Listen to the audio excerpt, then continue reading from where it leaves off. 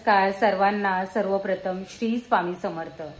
तर स्वागत आहे आपल्या चॅनलच्या एका नवीन व्हिडिओमध्ये। तर आजच्या व्हिडिओमध्ये मी तुम्हाला श्री स्वामी समर्थ महाराजांसाठी सुंदर असा धोतर शिवून दाखवणार आहे। तर आषाढी एकादशी जवळ येत आहे आणि महाराजांसाठी पांढरा शुभ्र रंगाचा खूप सुंदर असा धोतर कसा शिवायचा हे मी तुम्हाला डिटेलमध्ये सांगणार आहे। आणि आज आपण 7 इंचाच्या मूर्तीसाठी धोतर शिवणार आहोत। व्यवस्थित माप किती घ्यायचं, कसं व्यवस्थित शिवायचं, फिनिशिंग सोबत कसं शिवायचं हे सगळं डिटेलमध्ये मी तुम्हाला सांगणार आहे।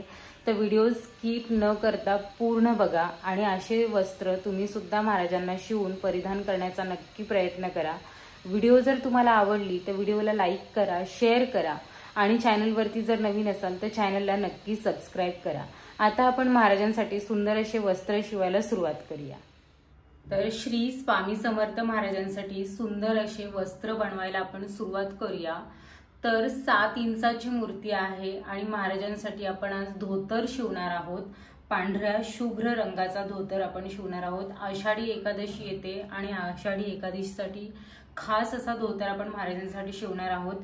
खूप सुंदर आपला धोतर तयार होणार आहे। याच्या आधी सुद्धा मी तुम्हाला धोतर शिवून दाखवलेला आहे। 11 इंचाच्या मूर्तीसाठी, 5 इंचासाठी, 7 इंचासाठी तुम्हाला धोतर शिवून दाखवलेले आहे। तर आज आपण वेगळ्या पद्धतीने 7 इंचाच्या मूर्तीसाठी धोतर शिवणार आहोत।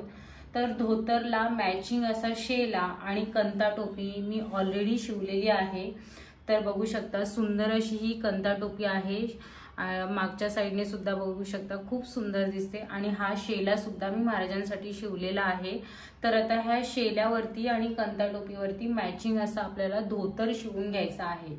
तर धोतरसाठी मी कापड कटिंग करून घेतलेला आहे। सुंदर असा गोल्डन कलरच्या लेसवाला म्हणजे गोल्डन कलरची किनार असलेला कॉटनचा व्हाईट रंगाचा कापड आहे। खूप सुंदर दिसतो हा महाराजांना परिधान केल्याच्या नंतर।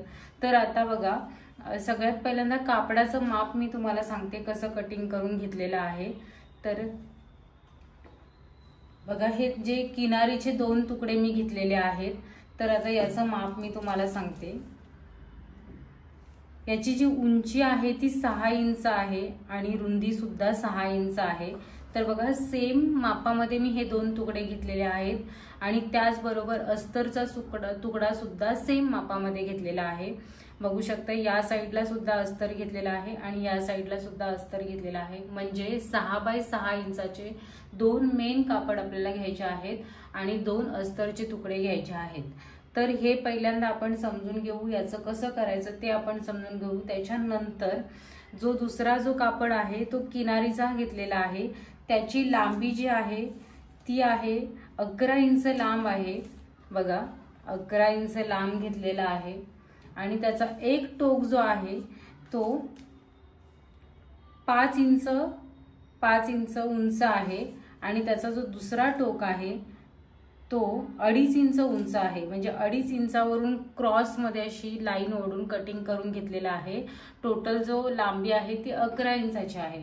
हा जो कापड आहे तो नंतर आपल्याला लागणार आहे। त्याचबरोबर एक नाडीसाठी पट्टी घेतलेली आहे। तर पट्टीची जी लांबी आहे ती 17 इंच लांब आहे आणि 2.5 इंच रुंद आहे। अशा पद्धतीने ही नाडीसाठी कापड घेतलेला आहे। तर आता हे दोन्ही कापड मी साईडला ठेवून घेते। आता आपण धोतर शिवायला सुरुवात करूया। तर सगळ्यात पहिल्यांदा आपल्याला काय करायचं आहे, 2 अस्तर सरळ समोरासमोर ठेवून घ्यायचे। त्याच्यानंतर त्याच्यावरती जो मेन कापड आहे तो आपल्याला ठेवून घ्यायचा आहे, सरळ ठेवून घ्यायचा आहे। तर बघा दोन्ही पॅच मी तुमच्या समोरासमोर ठेवते। आता आपल्याला याला काय करायचं आहे, चारी बाजूनी सिंगल शिलाई मारून घ्यायची आहे। या कापडाला चारी बाजूनी सिंगल शिलाई मारून घ्यायची आहे।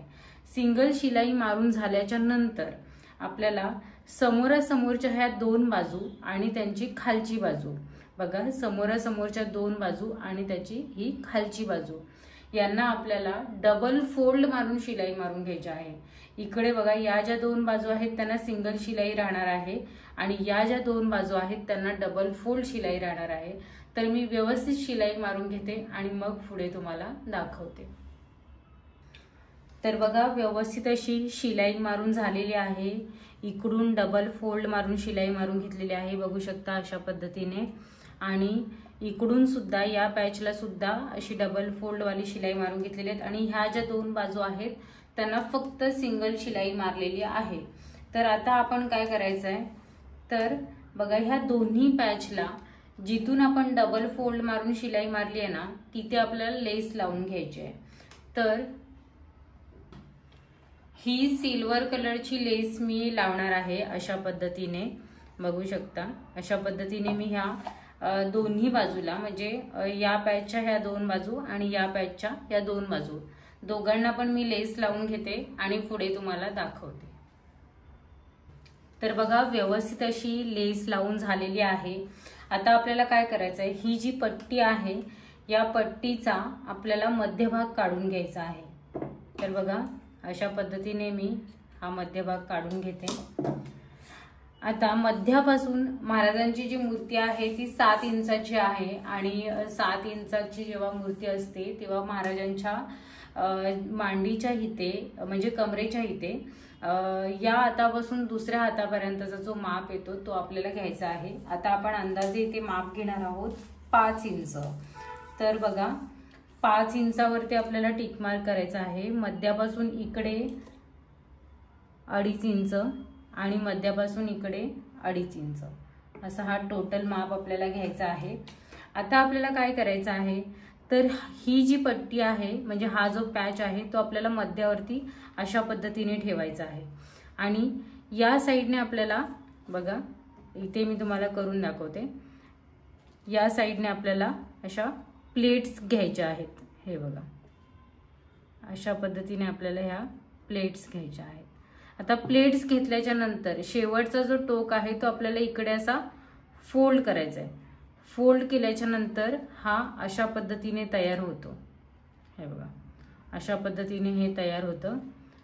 तर आपल्याला बरोबर हे मध्यावरती ठेवायचं आहे आणि आता हा पॉइंट आहे आपला 5 इंचावरती, तर हा बरोबर इथे 5 इंचावरती आणायचा आहे आणि मध्यभागी एक अशी प्लेट्स द्यायची आहे। हे बघा अशा पद्धतीने प्लेट्स द्यायची मध्यभागी आणि याला सरळ एक शिलाई मारून घ्यायची। हे बघा अशा पद्धतीने ह्या प्लेट्स घ्यायची इथे व्यवस्थित आणि याला सरळ एक शिलाई मारून घ्यायची। बरोबर 2.5 इंचामध्ये आपल्याला हा जो आहे तो बसवून घ्यायचा आहे। तर आता मी व्यवस्थित शिलाई मारून घेते आणि तुम्हाला एक पॅच लावलेला दाखवते। बघा अशा पद्धतीने हा पॅच लावलेला आहे। व्यवस्थित असा हा मांडीमध्ये बसण्यासाठी हा आपला तयार झालेला आहे। आता आपल्याला दुसरा पॅच सुद्धा सेम पद्धतीने इकडे आपल्याला बसवून घ्यायचा आहे। तर बघा आता ही जी लाईन आहे समोरासमोर तशाच पद्धतीने पहिल्यांदा आपण इकडनं प्लेट्स करायला घेतल्या, आता आपण इकडनं प्लेट्स करायला घेऊ। हे बघा अशा पद्धतीने एकदम सिंपल पद्धतीने आपल्याला ह्या प्लेट्स घ्यायच्या आहेत।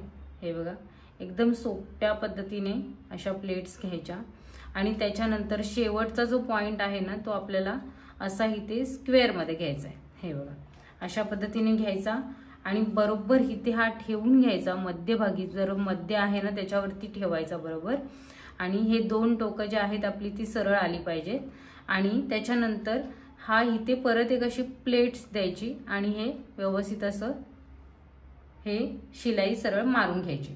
बघा आता हे दोन टोकं जे आहेत ते समोरासमोर एकदम प्रॉपर आलेली आहेत। आता आपल्याला व्यवस्थित अशी इथे प्लेट घ्यायची आणि त्याला सरळ इथून शिलाई अशी मारून घ्यायची। आता मी व्यवस्थित अशी ही शिलाई मारून घेते आणि हा पॅच सुद्धा अटॅच करून घेते। बघा हे दोन पॅच व्यवस्थित धोत्रासारखे आपले तयार झालेले आहेत। आता आपल्याला काय करायचं आहे, तर जो मधला वाला जो पॅच साठी आपण जो कापड घेतलाय ना, जो 11 इंच लांब आपण कापड घेतलेला आहे, तर तो रेडी करायचा आहे। त्याच्या आधी हा जो पॅच आहे तो मी साईडला असाच ठेवून घेते। तर बघा आता हा कसा रेडी करायचा, तर याची जी वरची जी बाजू आहे ना, म्हणजे जी मोठी वाली जी बाजू आहे ना, तिथं आपल्याला एक डबल फोल्ड मारून शिलाई मारून घ्यायची आहे। ठीक आहे, ही जी उंचवाली जी बाजू आहे ना त्याला आपल्याला डबल फोल्ड मारून शिलाई मारून घ्यायची। अशा पद्धतीने आपल्याला डबल फोल्ड मारून शिलाई मारून घ्यायची। त्याच्यानंतर ह्या बाजूला जी उभी बाजू आहे ती त्या बाजूला आणि जी खालची जी लेस कडची म्हणजे जी बॉर्डर कडची जी बाजू आहे ना त्या बाजूला आपल्याला एक लेस लावून घ्यायची आहे। तर आता मी पहिल्यांदा धोतरसाठी सिल्वर कलरची मोठीवाली लेस वापरली। आता मी ही सिल्वर कलरची सिंगल छोटीवाली जी लेस आहे ना ती वापरणार आहे। मग अशा पद्धतीने आपल्याला ही लेस वापरायची आहे। तर आता बघा इकडे डबल फोल्ड मारून उभी शिलाई मारून घ्यायची आणि त्याच्यानंतर इकडे आणि इकडे अशी लेस लावून घ्यायची। तर मी प्रॉपरली लेस लावून तुम्हाला दाखवते। तर बघा व्यवस्थित अशी लेस लावून झालेली आहे। आता आपल्याला काय करायचं आहे, तर जी उंचवाली जी बाजू आहे ना त्या साईडने आपल्याला अशा प्लेट्सवर प्लेट्स घ्यायच्या आहेत। तर बघा अशा पद्धतीने मी प्लेट्स घेते। बरोबर किनारीवरती किनार आली पाहिजे।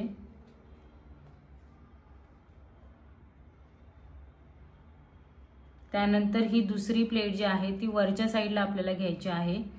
हे बघा असं झिगझॅग मध्ये तयार होणार आहे, म्हणजे ज्या प्लेट्स येतात जसं आपल्या पैठणी साडीला वगैरे आपण मस्तानी पैठणी वगैरे असते ना त्या टाइप मध्ये आपल्याला ह्या प्लेट्स वरच्या बाजूला घ्यायच्या आहेत। वरच्या बाजूला घेत असताना ही जी वरची जी बाजू आहे ना ती प्रॉपरली आपल्याला एकावर एक घ्यायची आहे।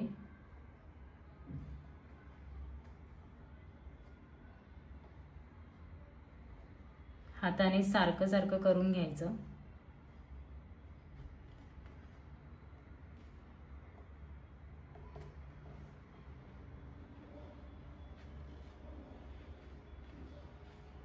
हे बघा आता हा शेवटचा जो टोक आहे ना शेवटचा राहिलेला, तर त्याला आपल्याला वरती अशा पद्धतीने घ्यायचं आहे। हे बघा सरळ वरती घेऊन टाकायचं ते, आणि हे असा आपला जो आहे तो झिगझॅग जे प्लेट्स आहेत ते आपल्या तयार होणार आहेत। बघू शकता अशा पद्धतीने असं तयार झाल्याच्या नंतर आपल्याला काय करायचं, याला आहे ना असं इथे जो आपण पॅच बनवलाय ना त्या पॅचला आपल्याला अटॅच करून घ्यायचंय। म्हणजे हे बघा जसं हे दोन पॅच आहेत ना त्याच्या बरोबर मध्यभागी आपल्याला हा पॅच ठेवायचा आहे आणि आपल्याला हे अटॅच करायचं आहे। हे बघा अशा पद्धतीने वरच्या साईडला बरोबर अटॅच करून घ्यायचं। तर आता मी व्यवस्थित असं मध्यभागी हे अटॅच करून घेते। आता अटॅच करून घेतल्याच्या नंतर घेताना ना आपल्याला ही जी किनार आहे ना व्यवस्थित सारखी करून घ्यायची, म्हणजे हा जो पॅच आहे ना तो वरती आपल्याला असा गोल्डन आणि सिल्वर दिसला पाहिजे। हे बघा अशा पद्धतीने, आणि मग नंतर ही सरळ अशी शिलाई मारायची।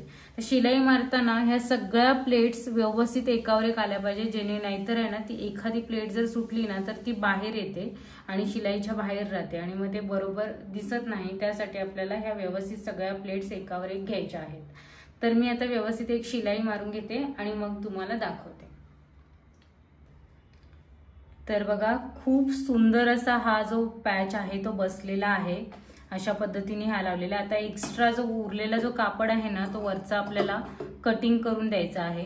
प्रॉपरली कटिंग करून घ्यायचा। एका लेवल मध्ये ना ह्याला कटिंग करून घ्यायचं।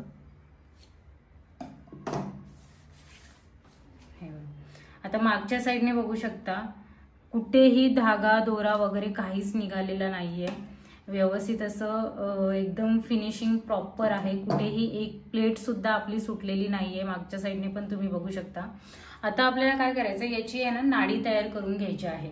तर या साईडला दोन्ही टोकांना पहिल्यांदा फोल्ड मारून शिलाई मारून घ्यायची।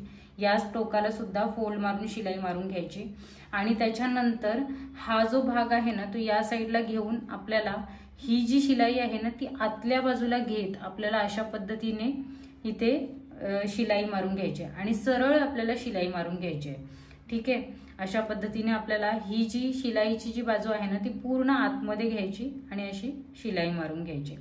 तर व्यवस्थित अशी मी ही नाडी तयार करून घेते आणि तुम्हाला मग या धोतराचा फुल अँड फायनल लुक जो आहे ना तो दाखवते। तर बघा खूप सुंदर असा धोतर तयार झालेला आहे आणि खूप छान फिनिशिंग सोबत तयार झालेला आहे। मागच्या साईडने सुद्धा बघू शकता तुम्ही, फिनिशिंग एकदम खूप सुंदर आहे। तर हा सुंदर असा धोतर महाराजांना परिधान केल्याच्या नंतर खूप छान वाटणार आहे। तर याच्यावरचा मॅचिंग असा शेला आणि गंता टोपी सुद्धा बघू शकता। खूप सुंदर असा सेट आपला धोतर, शेला आणि गंता टोपीचा तयार झालेला आहे। तर हे वस्त्र तुम्हाला कसे वाटले हे मला कमेंटमध्ये नक्की सांगा। व्हिडिओ जर आवडली तर व्हिडिओला लाईक करा, शेअर करा आणि चॅनलवरती जर नवीन असाल तर चॅनलला नक्की सबस्क्राईब करा। भेटूयात आपण पुढच्या नवीन वस्त्रासोबत नवीन व्हिडिओमध्ये। तोपर्यंत सर्वांना श्री स्वामी समर्थ। जय जय स्वामी समर्थ।